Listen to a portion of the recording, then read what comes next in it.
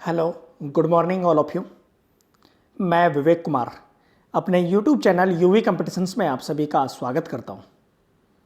साथियों, रोजाना की तरह मैं लेकर उपस्थित हूं today current affairs GK MCQs with important points.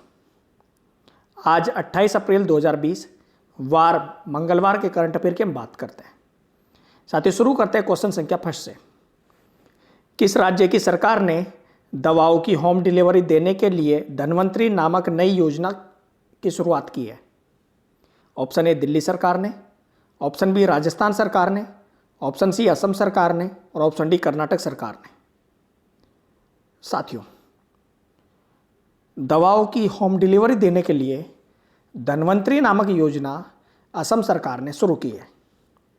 यह जो योजना है, इस योजना के अंतर्गत मरीज जो है वो मोबाइल के जरिए अपनी दवा का पर्चा स्वास्थ्य कार्यकर्ताओं को भेज कर सूचित कर सकेंगे, जिसके बाद स्वास्थ्य जो विभाग है वो सुनिश्चित करेगा कि जो दवाएं उन तक पहुंचाई जाएंगी, कैसे पहुंचाई जाएंगी और उपलब्ध दवाएं निःशुल्क दवाएं हैं या निःशुल्क दवाओं की सूची में तो नहीं है। अगर निःशुल्क दवाओं की सूची में है तो कैसे पहुंचाई जाएंगी और नहीं है तो किस प्रकार से पहुंचाई जाएंगी।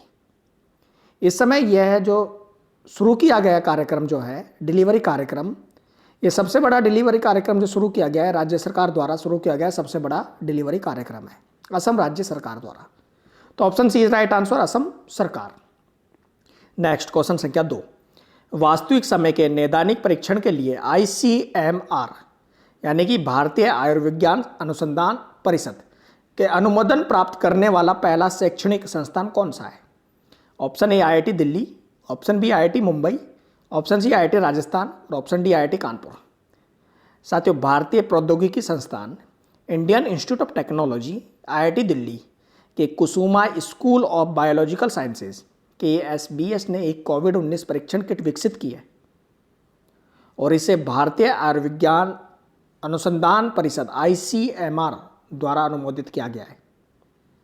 यह जो परीक्षण किट है, यह किट संदिग्ध रोगी के स्वैब का परीक्षण करती है तथा यह जो अन्य उपलब्ध किट है उनकी तुलना में अत्यधिक सस्ती है। तो ICMR अनुमोदन प्राप्त करने वाला पहला शैक्षणिक संस्थान कौन सा है? IIT दिल्ली। तो option A is right answer, IIT Delhi, Indian Institute of technology, भारतीय प्रौद्योगिकी संस्थान दिल्ली। नेक्स्ट क्वेश्चन संख्या 3। कोविड-19 के कारण आए संकट से निपटने के लिए ओडिशा राज्य सरकार द्वारा शुरू किए गए covid19.odisha.gov.in पोर्टल का उद्देश्य क्या है? ऑप्शन ए कोरोना मरीजों का पंजीकरण, ऑप्शन बी प्रवासी श्रमिकों का पंजीकरण, ऑप्शन सी कोरोना महामारी से बचाव और ऑप्शन डी राज्य के सिद्धांत लागू करना। साथियों, ओडिशा राज्य ने कोविड-19 महामारी के प्रसार को रोकने के लिए प्रवासी श्रमिकों के पंजीकरण के लिए एक पोर्टल लॉन्च किया है, क्योंकि जैसे ही लॉकडाउन खत्म होगा तो लॉकडाउन खत्म होने के बाद ओडिशा राज्य को 5 लाख से अधिक प्रवासी श्रमिकों को का वापस राज्य लौटने का अनुमान है या उम्मीद है।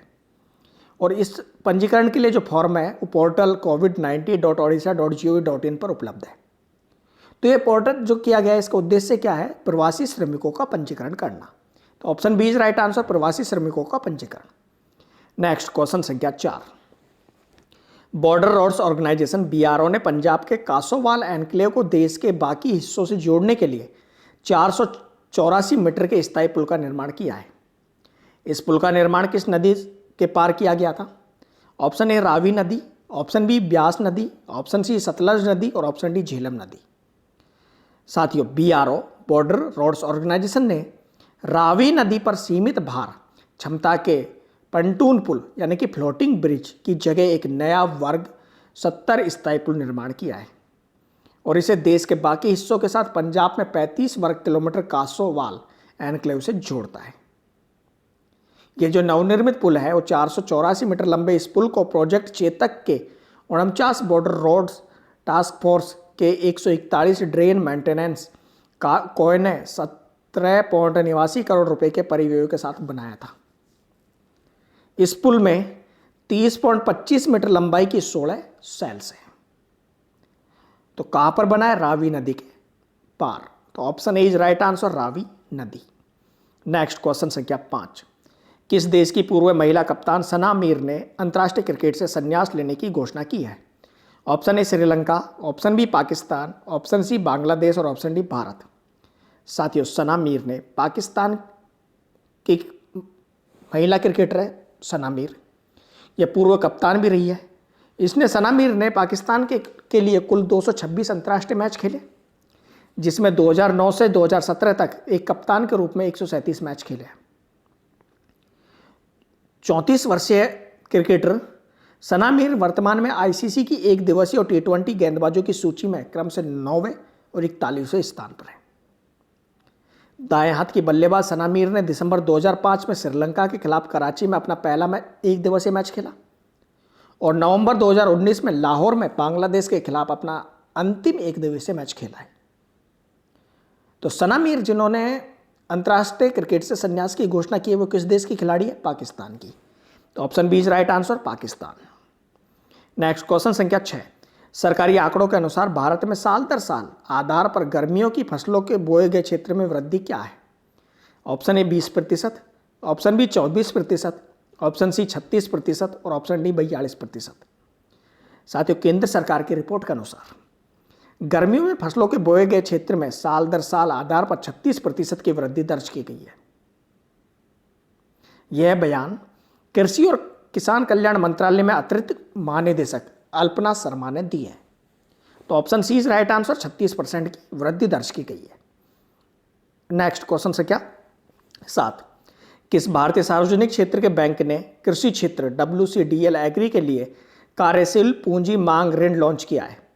ऑप्शन ए भारतीय स्टेट बैंक SBI ने, option B Punjab national bank PNB ने, option C Indian overseas bank IOB ने और option D Andhra bank AB ने। साथियों, इंडियन ओवरसीज बैंक IOB ने कृषि क्षेत्र के लिए कार्यशील पूंजी मांग ऋण WCDL एग्री लॉन्च किया है, जो कृषि क्षेत्र के लिए एक विशेष ऋण सुविधा और संबंध गतिविधियों के रूप में कोरोना वायरस महामारी से लड़ने के लिए एक राहत उपाय है। तो किसने लॉन्च किया है? इंडियन ओवरसीज बैंक ने। तो right answer option C, Indian overseas bank IOB। Next question संख्या 8। बॉलीवुड अभिनेत्री विद्या बालन ने स्वास्थ्य कर्मियों के लिए कितनी PPE किट दान में दी है? Option A 500, option B 1000, option C 1500 और ऑप्शन डी 2000। साथियों, इस समय कोरोना वायरस महामारी से लड़ रहे डॉक्टरों और चिकित्सा या स्वास्थ्य कर्मियों के लिए बॉलीवुड अभिनेत्री विद्या बालन ने 1000 किट PPE किट दी है। तो option B is right answer, 1000। Next question संख्या 9। हरियाणा राज्य सरकार ने कोरोना में रिपोर्टिंग कर रहे पत्रकारों के लिए कितने रुपए का बीमा देने की घोषणा की है? ऑप्शन ए 2 लाख रुपए, ऑप्शन बी 5 लाख रुपए, ऑप्शन सी 7 लाख रुपए और ऑप्शन डी 10 लाख रुपए।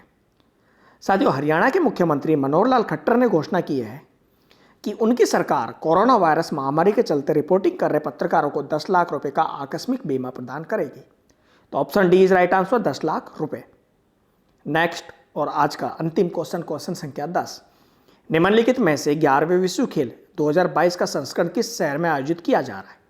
ऑप्शन ए बीजिंग चीन, ऑप्शन बी जर्मनी के बर्न में, ऑप्शन सी US के बर्मिंघम में और ऑप्शन डी मैड्रिड स्पेन में।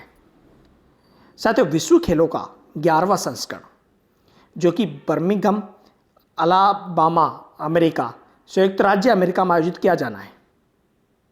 साथियों, कोरोना वायरस की वजह से इस जो खेल को है, विश्व खेल को 2021 में जो होना था, इसको 1 साल के लिए स्थगित कर दिया गया और इसे अब 2022 में कर दिया गया है। विश्व खेल 2021 बर्मिंघम का नाम बदलकर विश्व खेल 2022 बर्मिंघम कर दिया गया है। तो साथियों, इसका right answer option C, Birmingham US। तो साथियों, ये था आज का हमारा करंट अफेयर्स जी जो आपके लिए अत्यंत महत्वपूर्ण है सभी प्रतियोगी परीक्षा को लिए, चाहे आप UPSC दो, SSC दो, RPSC दो, UPPSC दो, BPSC दो, MPPSC दो, कोई भी एग्जाम दीजिए, आपके लिए करंट अफेयर्स अत्यंत महत्वपूर्ण है। साथियों, यदि आपको हमारा वीडियो अच्छा लगता है तो लाइक करें, जो भी क्वेरी है, जो भी क्वेश्चन है कमेंट करें, वीडियो पर कमेंट जरूर करें। अच्छा बुरा कमेंट आपका हमें बहुत कुछ सिखाएगा। वीडियो अच्छा लगा तो अपने दोस्तों के साथ शेयर करें, हमारे YouTube चैनल UV कॉम्पिटिशन्स को सब्सक्राइब करें। साथ ही साथ हमारे प्रत्येक वीडियो का PDF डाउनलोड करने का लिंक